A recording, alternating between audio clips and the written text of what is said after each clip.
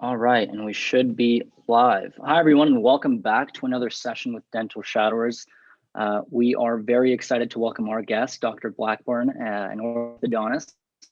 Thanks for your busy schedule to meet with us. Please feel free to take it away whenever you're ready. All right, well, thank you so much for the opportunity.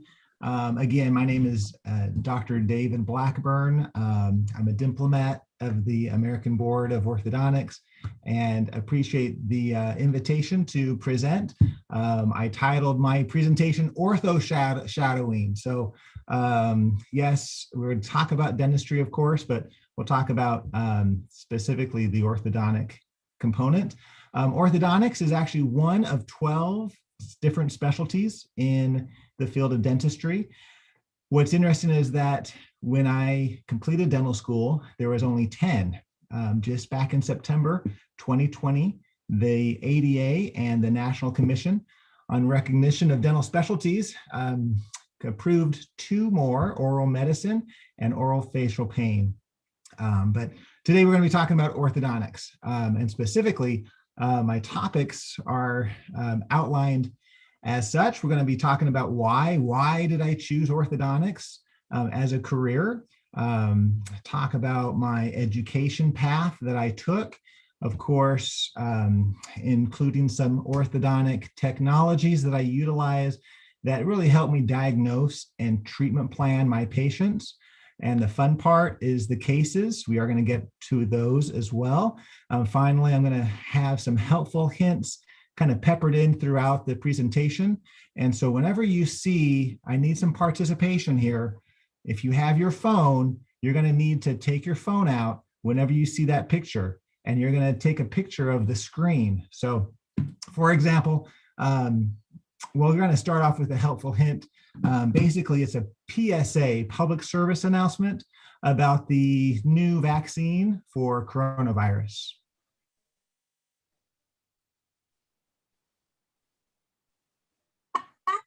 Vengo llegando de vacunarme, no pasó nada, todo bien, no me dolió, así que el que tenga que hacerlo, vaya tranquilo, porque no pasa nada.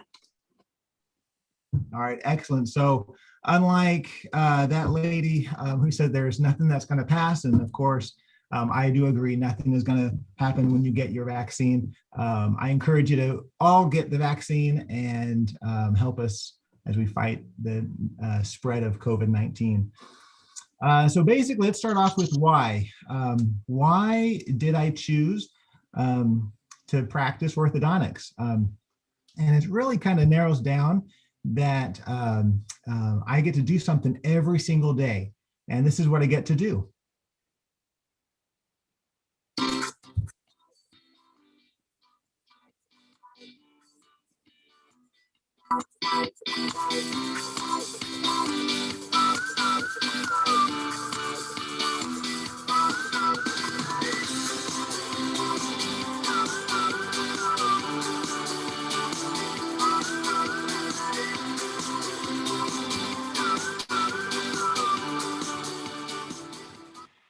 So I'm really privileged to be an orthodontist because every day I get to see lives change. I get to see people's reactions when they get their braces put on, and of course when they get the braces taken off. I also help build relationships, and these relationships can be with the old and the young. This was one of my patients who wrote me a Thanksgiving card, and it really was sentimental and sincere, and I love that. And so really, why did I choose orthodontics is because of these relationships. It's because of these patients that can really be influenced and change their lives in dramatic ways. So that's why I'm an orthodontist. Now, I always knew I wanted to become a dentist. I didn't really know I wanted to become an orthodontist, but dentistry was definitely in my blood when I was little. I loved going to the dentist. I never was scared. And I really wanted to pursue that as a career. So I'll talk about my education here for a little bit. It all started back in 1994, I dare say it. when I started to go to San Diego. And this is my college, UC San Diego. It's in the awesome town of La Jolla, and probably the best school there is. You have classes in the morning and you go to the beach in the afternoon. However, I stayed at this building a lot. This is the library of San Diego, the main library. And so it definitely is something that we want to talk about right now, because where you are in your career is your undergraduate career. And yes, academics is key. You have to have excellent grades. You have to have excellent grades in all the good classes, all the core classes, and you have to study hard. But I do think that academics is just part of the equation. You have to study things that interests you. So I was actually a double major. I got my degree in biochemistry and cell biology, as well as Spanish literature. And so I wanted to study Spanish. I wanted to study the culture, and I was able to do that in my undergraduate degree, and still pursue it now as an orthodontist. The other aspect that I'm going to encourage you to do is job shadowing. You have an amazing group right here, and I'm really impressed with how you're utilizing this technology to connect, however be it, from from your homes or your schools. So thanks for the opportunity to do this today. I do encourage you to talk with your family dentist, right? I encourage you to tell them your goals, tell them your desires, and really sit down with them. You know, I still remember when I was in San Diego, I didn't know anybody down there, and I probably looked on Yahoo or Google or whichever search engine we had back then, and I just cold called people. I asked, are you willing to have somebody come into their office? Some didn't allow it, some did. And so I'm really thankful for that opportunity I had to reach out and get to know some practices. Another recommendation I have is to take pre-dental courses. Now, in San Diego, we didn't have a dental school that was affiliated with the university. So I had to look beyond my area for courses. And so I found one, and I want to share it with you today. So get your phone out and get ready to take your photo, because this QR code right there is going to take you to the UCLA School of Dentistry page. And it's pretty funny because this is the exact same course that I took in 1997 when I wanted to take some pre-dental courses. And what it was is that I was taught by one of the instructors who taught us how to wax up teeth. He taught us dental anatomy. He gave us a full day session. In fact, the culmination of this day was to keep a little quadrant of a denture that I made.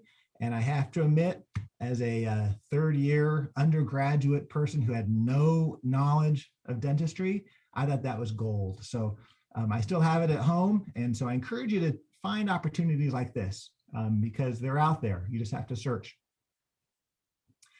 Now, sometimes as you are learning and getting ready to go into dental school, you have your the application process. And some of you are familiar with this. I encourage you to ask your dentists for that letter of recommendation.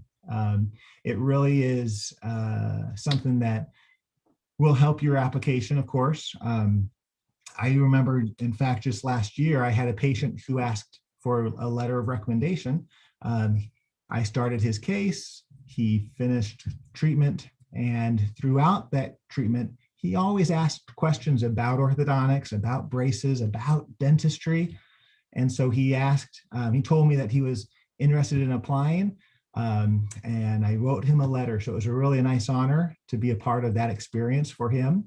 And I'm really happy to say that Monty was accepted into the University of Missouri, Kansas City. And so he's going to start some dental school in the fall. So congratulations, Monty, on that. I wish everyone else has a good success as well. Now, some of you are at different stages, right? And you may not even have that knowledge or that connection of who to talk to or what to do. I encourage you, do not give up on your goal of dental school, because there's opportunities for you now, especially in this COVID era, to participate in dental offices. Yeah, you could do the cleaning and the sterilizing, and you can do that type of aspect. But one of my favorites is actually video editing.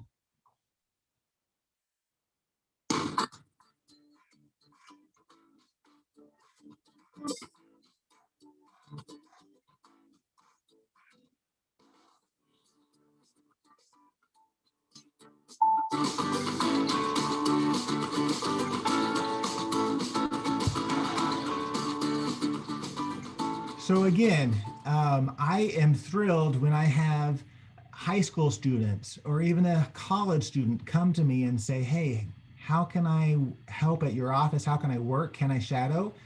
If I give them the opportunity to edit these videos, I am thrilled, because it's another worker in the office, but hopefully you can share some of your talents that you may have with the dentists and dental professionals in your area too.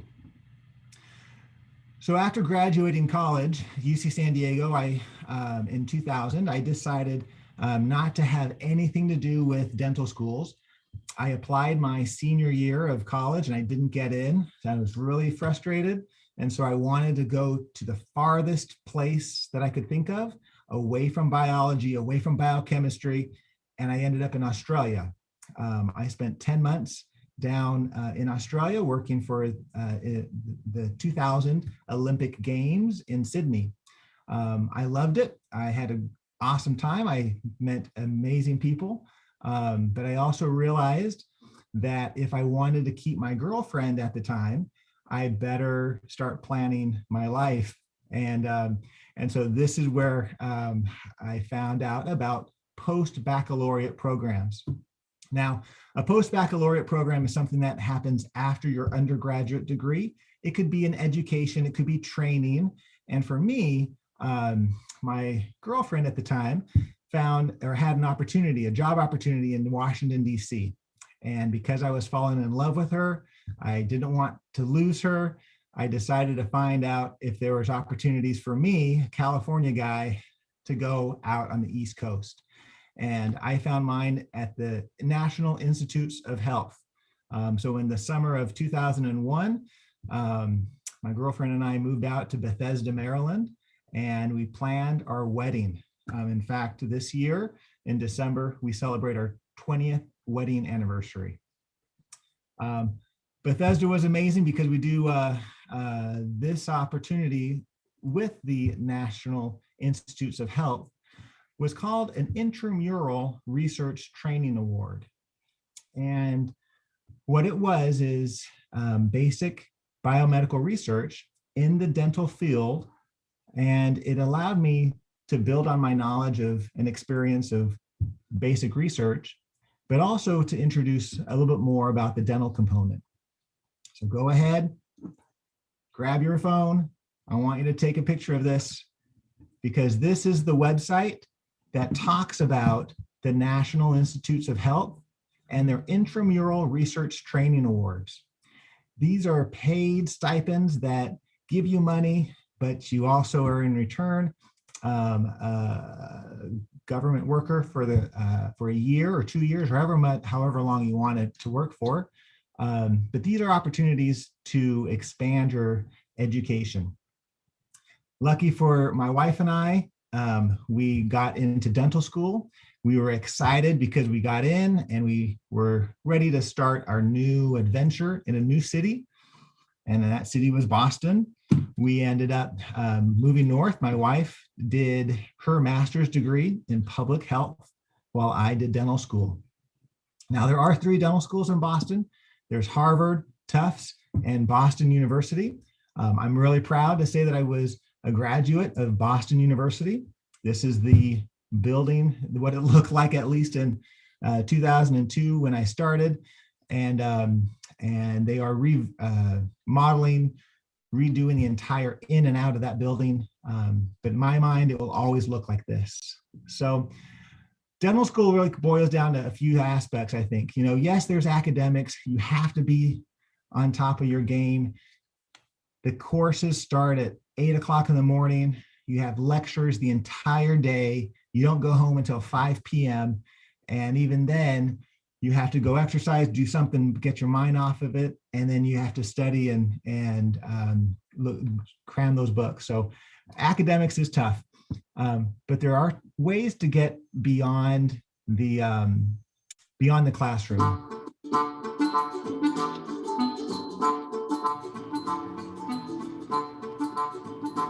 I know that you've heard that this is going to be a long, tough program, but I will promise you that it will pass like So learn as much as you can, both clinically and academically.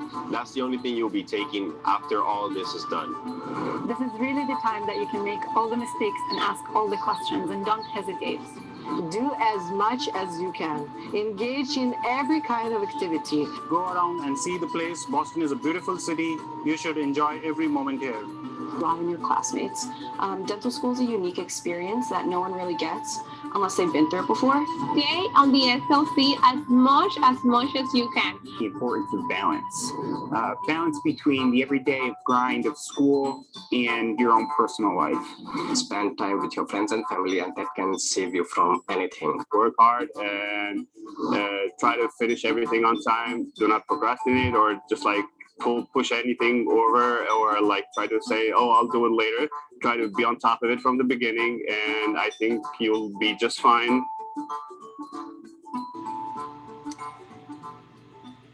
So having completed dental school about almost 15, 16 years ago, it's far from my mind. And so I thought I wanted to share some of the thoughts of current students, of their advice for new dental students. There are two things I do recommend. Don't just go to dental school. You want to be involved in dental school, and you want to be involved with organized dentistry. We have an opportunity to do that with ASDA, which is ASDA, which is the American Student Dental Association. And in fact, they do offer memberships to pre-dental students. So I do recommend reaching out to that component. The ADA and ASDA offer a lot of students, dental students, an opportunity that you can't pass up. So again, don't pass this up.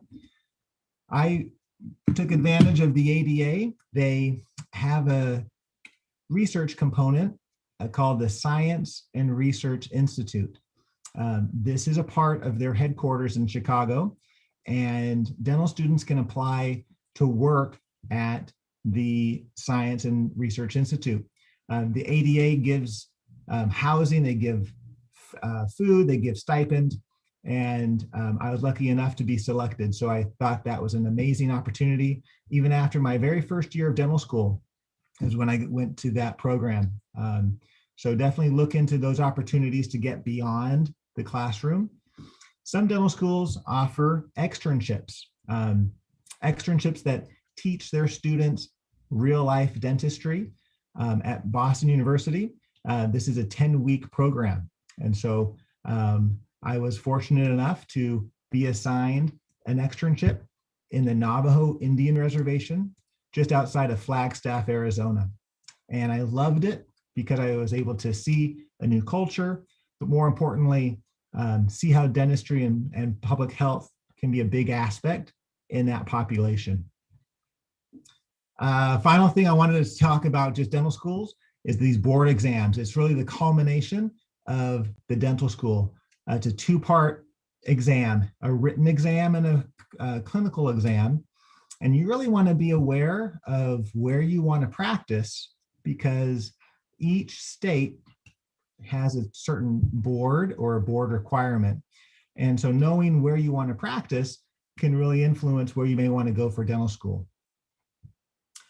I thought I wanted to specialize by this point. My fourth year of dental school, I knew that I wanted to specialize, but I didn't really know exactly what field to go into.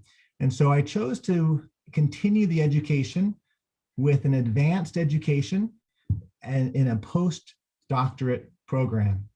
Postdoctorate programs are either a 1-year or a 2-year program, and they can offer a little bit more experience and more education in general dentistry. I did mine in San Francisco, specifically in Stockton, California, with the University of the Pacific. I highly recommend you consider this. Even after 4 years of dental school, you may say, ooh, I'm tired of dental school, I don't want to work anymore. But this is a good way for you to learn more that dental schools really can't teach.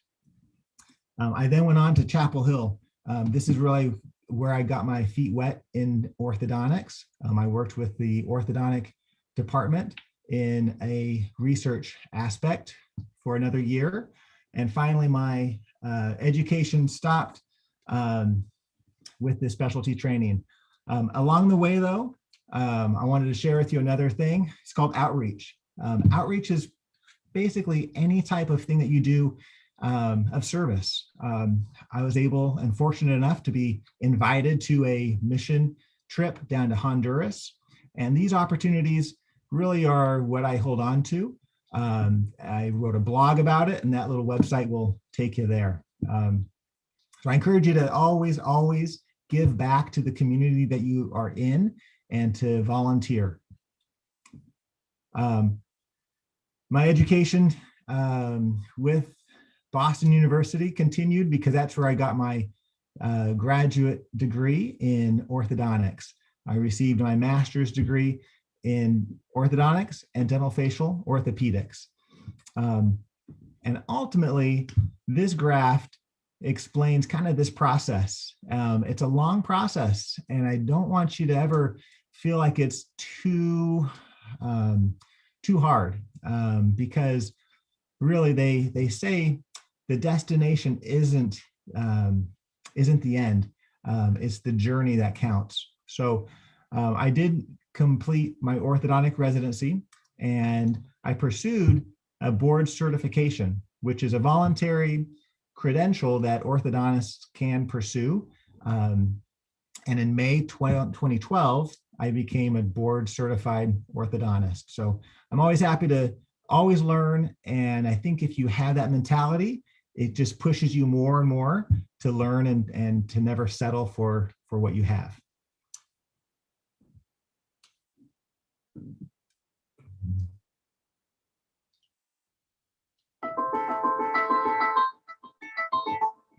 Has a hammer ever made someone a carpenter? Or a shovel, a horticulturist? Does a camera make a photographer? Or a wrench, a mechanic? Has a paintbrush ever made an artist? Or a pen, a writer? Does a textbook make a teacher? Or a knife, a chef? Tools have never created the skill. They're simply a conduit teeming with education, talent, and experience. Knowledge. Likewise, orthodontic tools have never made an orthodontist. But when the very best tools are in the hands of the very best specialists, at the American Board of Orthodontics, certified orthodontists have both the state-of-the-art tools and proven knowledge to create so much more than a pretty smile. They create confidence, and that confidence is priceless.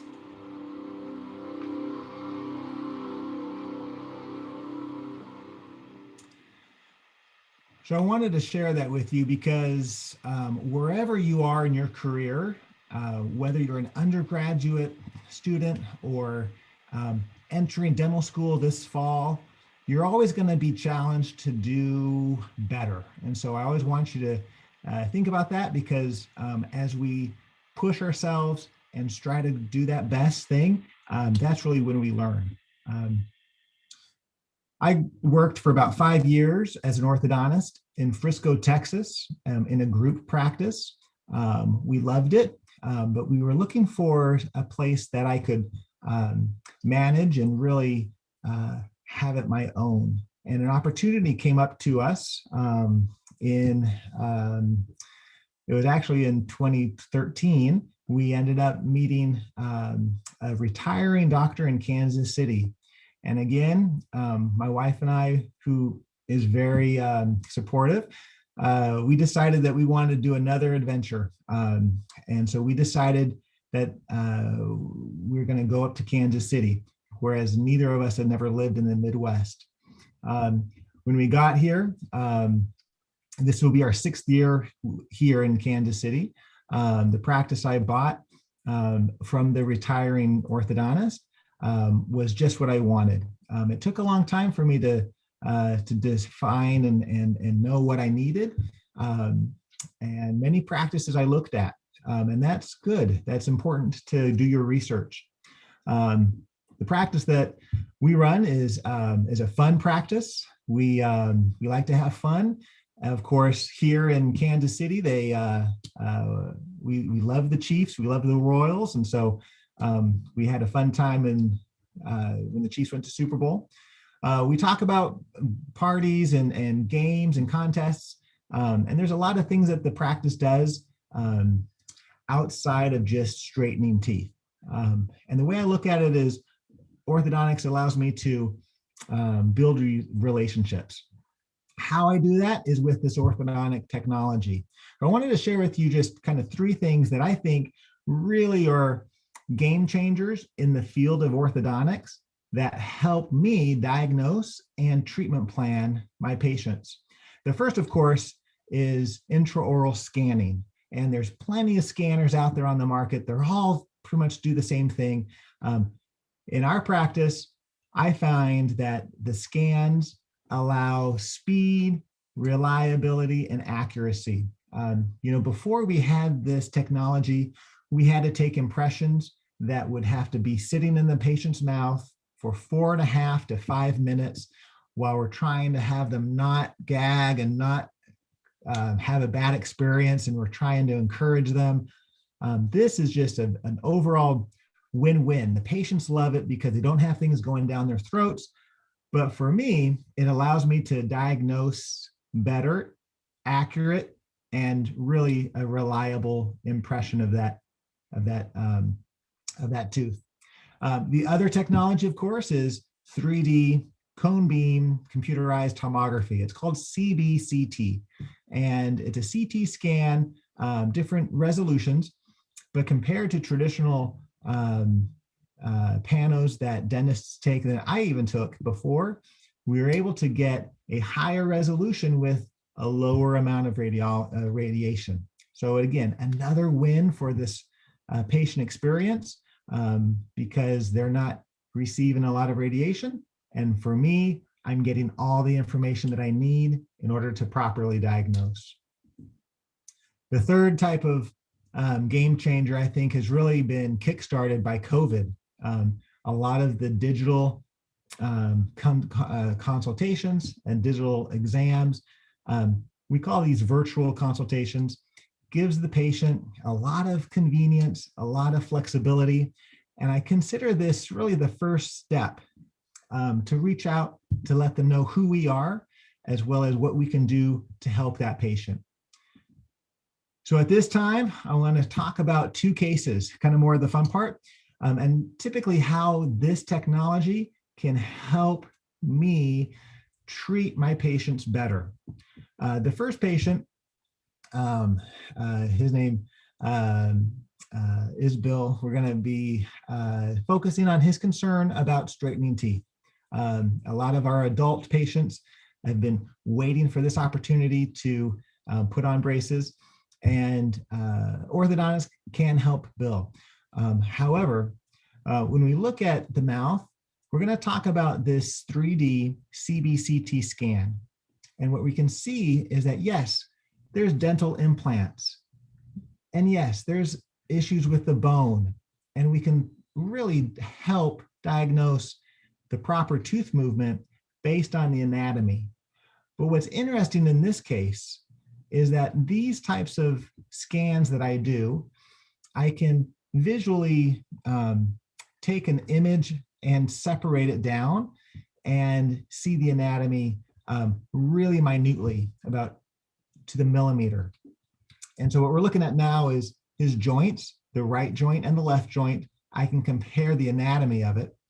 But what's the fascinating thing about this image is that I do share this image with an oral radiologist, a specialist who is designed and trained and educated in reviewing these images. And in this case particularly, they found a sclerotic, a calcified mass inside his carotid artery, something that on a typical x-ray would never get picked up. But on a 3D Cbct scan, I was able to tell him, there's something there in that carotid artery. You should go to your physician. And he was really excited because he couldn't explain what that meant, to be able to say, hey, my orthodontist caught something that he never would have caught had I not gone.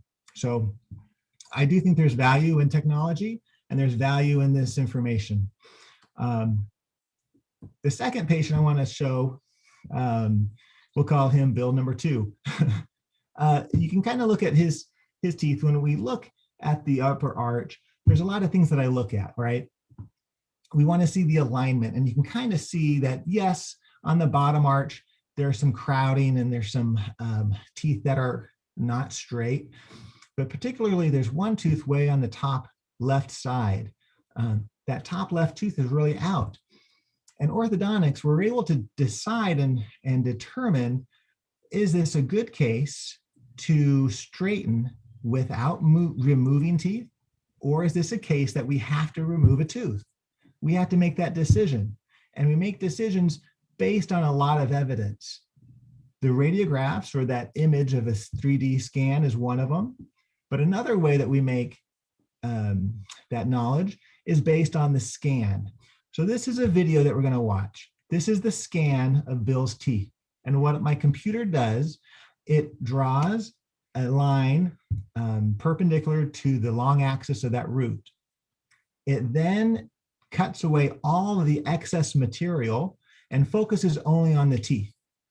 And when it does that, it can cut away the things we don't need and focus on the things we do need. And now what's really fascinating is that when you look really closely, it can build the little root systems. And what my computer does, it can then mesh and mold that image into a simulated or a projected image. The one on the left is the before image where he is, and the one on the right is the image after of what it could look like if we don't remove teeth. Now, there's a lot of information that needs to be decided before you say, hey, I can do this without removing teeth. And in fact, one of them is actually called the bone health on that outside of that tooth. But the cool thing is that this is taken off a 3D scanner, and it's one thing that I take a look at in the process of designing cases. So helpful hints, helpful tips. This is kind of the ending. There's about 3 things I want to say. First thing that we do in my office is communicate a lot with the team. Slack is a program that we use to communicate amongst ourselves with inter-office communication. It's also a good way for the team members to share the 1994 gifts of happy birthday wishes. So it's always funny to see what comes through. The second kind of a app that I think is really helpful is called Otter. Otter is an app that transcribes someone's audio voice. It's great, especially in lectures, and I think it could be helpful for a lot of students out there. So take a look at it. It transcribes the lecturer and puts it all out into a written transcript.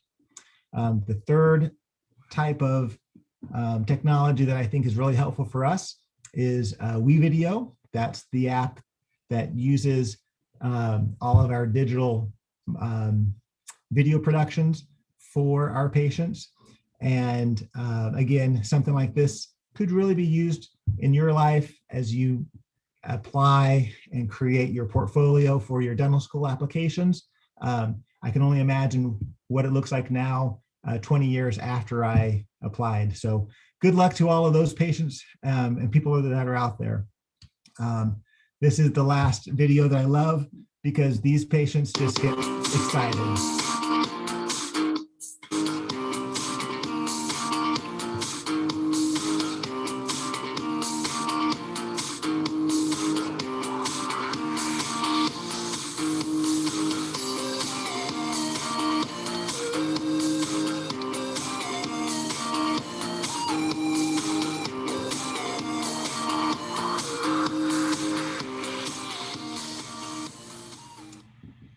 So thanks again for the opportunity. Before we go, one final note.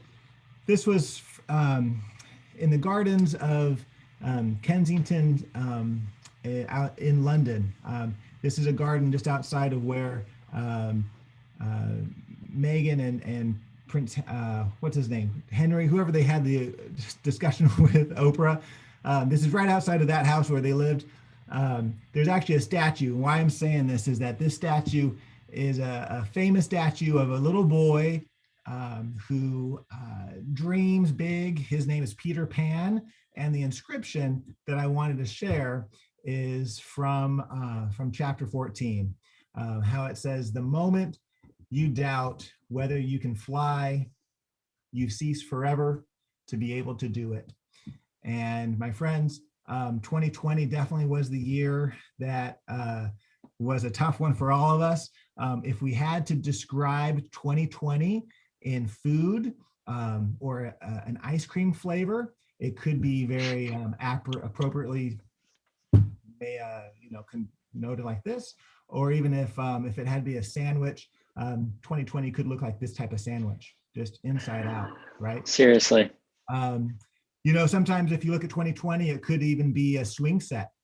That's very appropriately titled for 2020, just something that knocks you over. Or my favorite, a slide you never want to go down again. So no matter what life throws at you, you always have to be on top of it. And I am really confident that 2021 is the year that we rock it. So I hope you guys have a tremendous afternoon and rest of your day. Thank you again for the opportunity to speak with you all. What I'd love to do is see if I can answer any questions.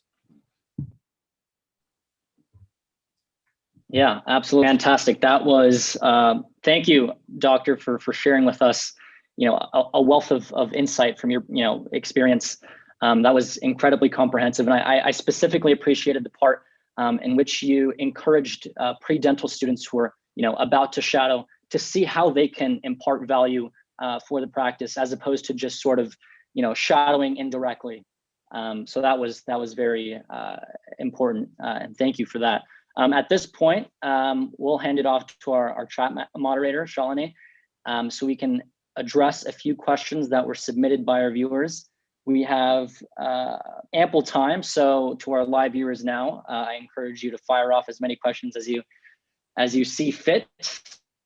So, Shalini, please feel free to take it away. Yeah, so we actually had quite a few questions. The first one was, hi, I'm a high school junior who is interested in dentistry. Is it possible to still shadow a dentist? So I would definitely reach out to your dentist, first of all. It depends on the area, it depends on the state, it depends on the county. I know we are open in Kansas City. Schools are open, and we do have some certain modifications on how we are observing and shadowing, but I would reach out to that specific office and ask. That makes sense. The next question was, how many years did it take you to become an orthodontist, including your undergrad university years? Oh gosh, I always try to lose count. I don't know. The hard part is that you just don't count. Well, one thing is that some dental schools and some undergraduate schools can be 3 years. So you may want to look into that. But I did 4 years in San Diego. Then I did 4 years of school in Boston. So at 8 years, I was a dentist. I did a little bit more education than normally required, but after 8 years, a typical residency for orthodontics is 3 years.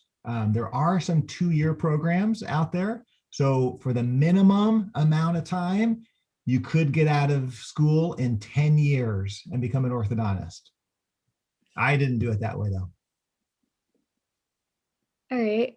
How did you handle moving expenses as well as school expenses? So that's a very good question. Possibly something I didn't understand when I was 21, when I started this process.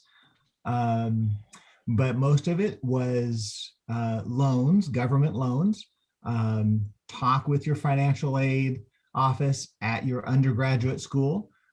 Find out how much dental school costs, the tuition, as well as room and board, kind of like how much does it cost to live in Boston, which is a lot more than it is here in Kansas City. So you have to factor that in too. But I have to say, the government gives loans for a reason. So I was okay with accepting that risk of taking out loans, but I'm also a hard worker. So I worked every opportunity I could, undergraduate, dental school. In fact, I became a hygienist in Massachusetts. The cool thing about Massachusetts is that as a dental student, in your 3rd year, you can apply for a dental hygiene license without taking any courses or any hygiene courses, because you're a dental student. That was a prerequisite. I had to take a test. I had to pass the exam. And when I did, I got my hygiene license. And that was great because I was able to do dental hygiene, cleaning teeth, and doing that on the weekends and evenings, and really earn money. But more importantly is to see different offices, go inside each office and see how they did things, because that was really an eye-opening opportunity for me. So to answer your big question, it's loans. You're going to take out loans. Unless you're really lucky and you have Daddy Warbucks there for you to help, but I didn't have that. That makes complete sense. Thank you for sharing that. Another question was, what was your experience in orthodontics research like? So orthodontic research really started in Carolina, North Carolina.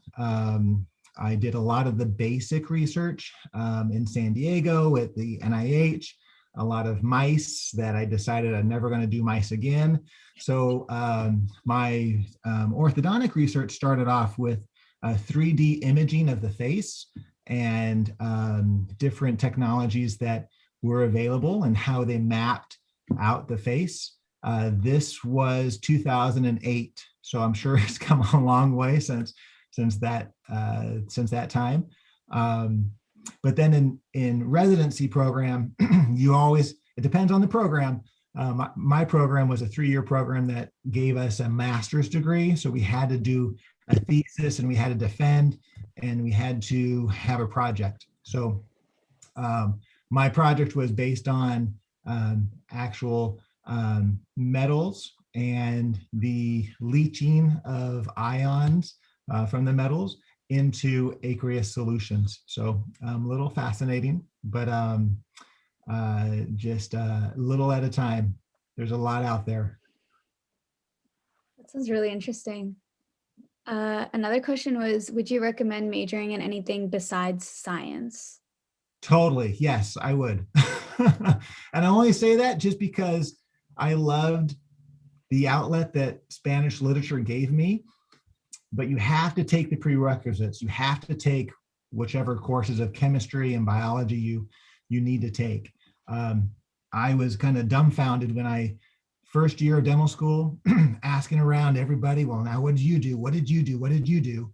And the people that seemed like they had more fun were the people that were not biochemistry and science major. They were the history or the other aspects. What I do think that helped me though was dental school. My major in San Diego was really in depth. You had a lot of information and you really dug deep into that subject. But in dental school, they kind of just focus on the surface. They want you to know everything about the Krebs cycle, but they may not be asking you specific details that drive you bonkers. So it was easier because when we learned all that in dental school, it was really easy, but there's so much of it. The content was so much information. So I would say if I had to do it over again, do what you want, do what you love, right? And if Spanish literature it is, then major in that. But you have to take those prerequisites.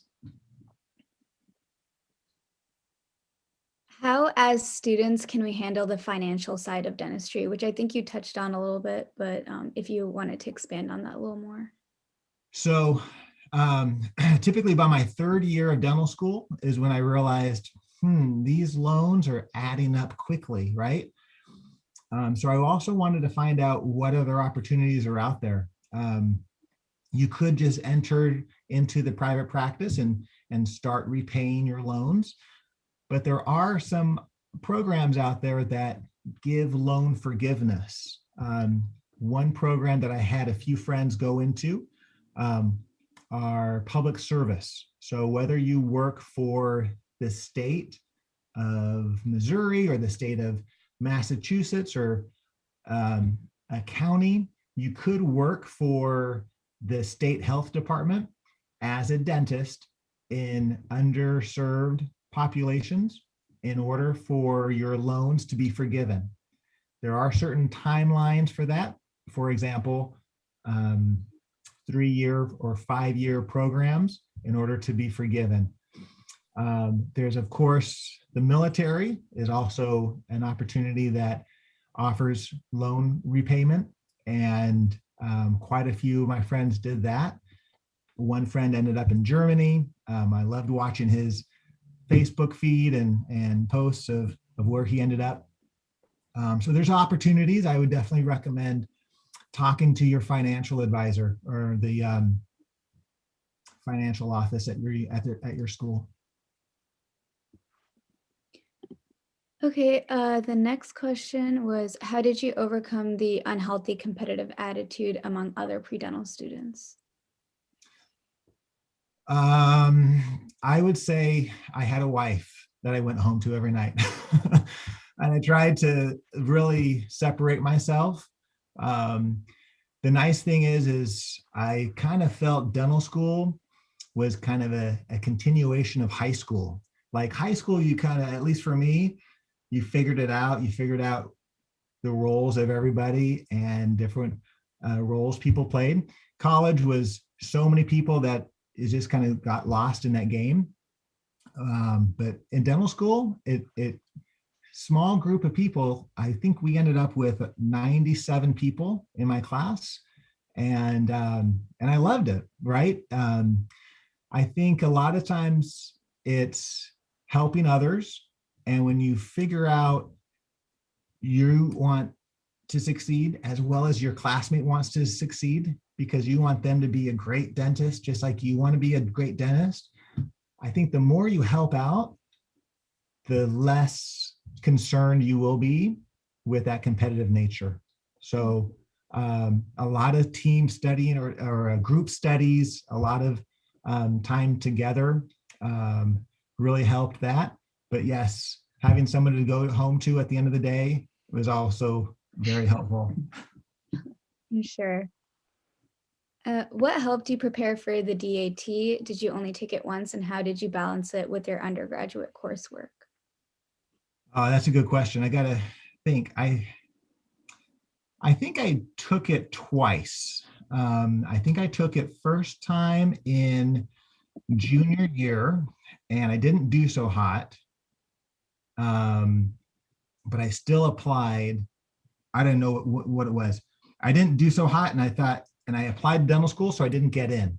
And so I was really disappointed, right? Because I thought, oh man, I've never failed in my life before, and now I have this this thing I can't get. So that's where I ended up throwing off my hat and going as far away as I could, and I went down to Australia. So it is tough. I mean, you guys have a lot of things pulling at you right now, and in undergrad, you have you need to balance it out for sure. I think the best thing to do is I did take the second time I took a Kaplan course, because I thought, oh my gosh, all these people that took Kaplan, they're the ones getting it in. So let me go do the same thing. Did that help me? I think it did. I think the score went up a little bit. But I really can't remember. I do remember the DA. Is it out of 30? Isn't it out of 30? Okay. So yeah, I think the Kaplan did help, but during school, it's just you guys gotta study. I don't know. Talk about it amongst yourselves. Yeah, absolutely. I mean, there are a ton of resources available to students that you can do your research and find out about online. But there are different resources and platforms like Facebook study groups, different platforms that you could sort of reach out to and collaborate with other students. Yeah, personally, I was really involved in like the Facebook study group. DAT Bootcamp is also really helpful. Yeah. I also use some Kaplan resources too. So there's a lot there. See, back in the day, they didn't have Facebook, so we had to go to we had to went to a physical building to take a course. And it was kind of weird, but yeah. So anyway. We had another question asking, when choosing your undergraduate school, would you go for the one that offers more financial aid?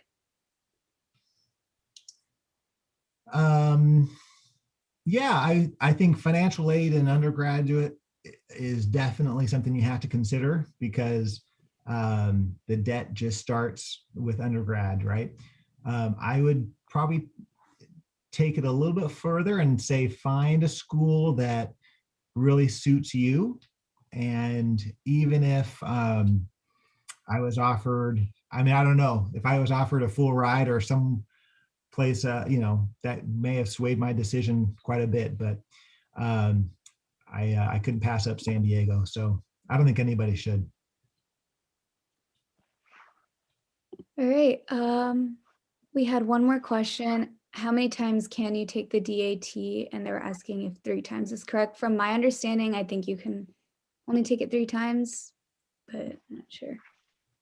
Yeah, I think that's right. I'm not entirely sure. I'm sure you can find that out online as well. Yeah, you can definitely find that online. They have like these guides and stuff that have all the information.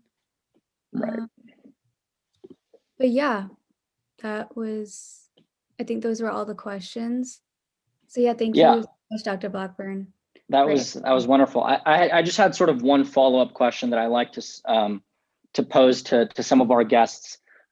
Following dental school and I guess your residency, how did you sort of acclimate to the business aspect of running your own practice? Well, one thing is whether you're in orthodontics or general dentistry or any other specialty, there's going to be colleagues in your area. So I would say definitely reaching out to different colleagues, asking them for advice or for recommendations is always good. Personally, having practiced for 5 as an orthodontist, I did dentistry for about 5 years at different offices and different levels of employment. I never owned my own business at that time. I was always an employee of somebody else. So that's one way of learning. When you become a dentist, you can work for somebody else. So that's one way of managing the business side. Of course, in dental school, when they offer these courses at lunchtime and they give you your free pizza, always attend them because you're going to get information on any subject that you want. They call those lunch and learns. So take advantage of that for sure. Wonderful. All right. Well, on that note, we'll go ahead and conclude today's session. Doctor, that was fantastic. We'd like to sort of thank you again for your time, and we'd like to wish you a productive year.